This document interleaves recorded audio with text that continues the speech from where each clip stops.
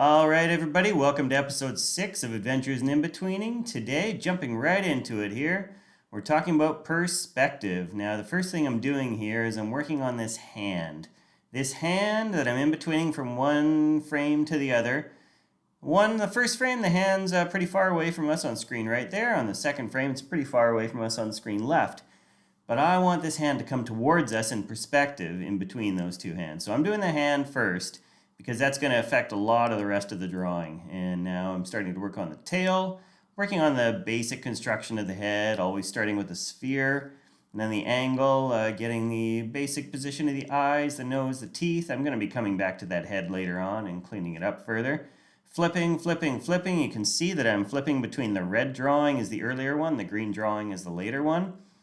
You can see the timeline at the bottom there where my drawings are... they're not in their set frame range in the end, but they're just showing the correct sequence. You can see what I'm doing with the legs there, stretching them out. I was cheating that, or tweaking that stomach a little bit on the previous drawing. And flipping, flipping, flipping. Yeah, kind of working there. No, the stomach's not quite in the right place. I'm going to erase that.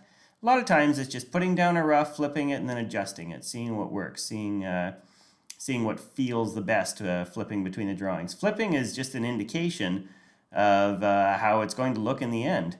So you can see I'm adjusting the arm here, adjusting the spines. Now when it comes to perspective, it's something that as I want to show in every example, there are real world examples of this. So I'm looking here at a cartoon called The Gray Hounded Hare from 1949, directed by Robert McKimson at Warner Brothers. There's a couple places here where the Bugs Bunny character comes towards us in perspective. So this is what I want to address here.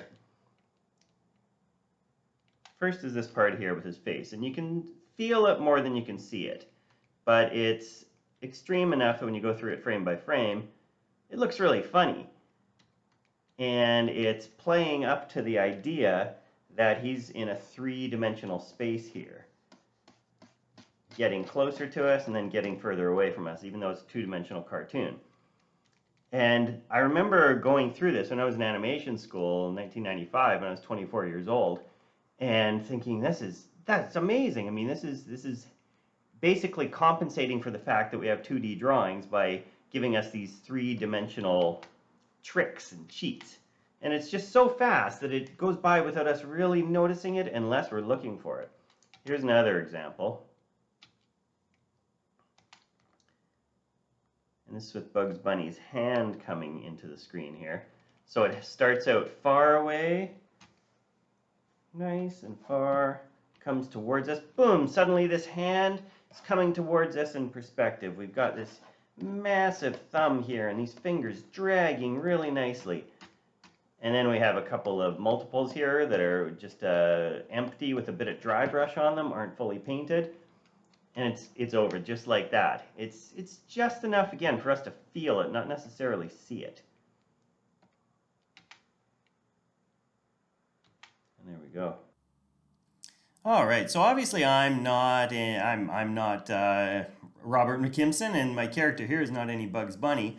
But the point is, I always want to try and show that anybody can do this. If you apply the principles, you can come up with your own character, you can animate whatever you want, and you can tell your story in that same entertaining, zippy, engaging, enthusiastic, fun way that has been done for decades now.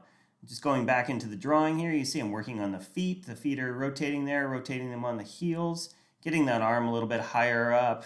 Pretty happy with how that hand is. So let's redo this head here. The head was pretty rough, so I put it on a subsequent frame. Now I'm just cleaning up, onion skinning that other frame with the green lines there. Just giving it a bit more peel, tightening it up a little bit, making sure that, yeah, you can see I worked with the tongue for a few different options there. Putting on the ears, putting on that final horn, giving some perspective lines on that horn there. Yeah, it's flipping pretty well. I'm pretty happy with that. Let's try that hand. Nah, not the hand. Let's just reverse that arm. I'll come back to that. Flipping, flipping. That's feeling pretty good. Let's get that ear a little bit over there just to keep it on model. Great. Let's tweak that head, make it a little bit wider. The head was a little bit small. And color it in. Let's get some color for the skin tone there. Let's get some color for those horns and for those spikes and for the stomach. There's my first layer of tones there. Here's my second layer of tones coming in. Getting it on the hand, getting it, keeping the idea about the light coming in from the top right.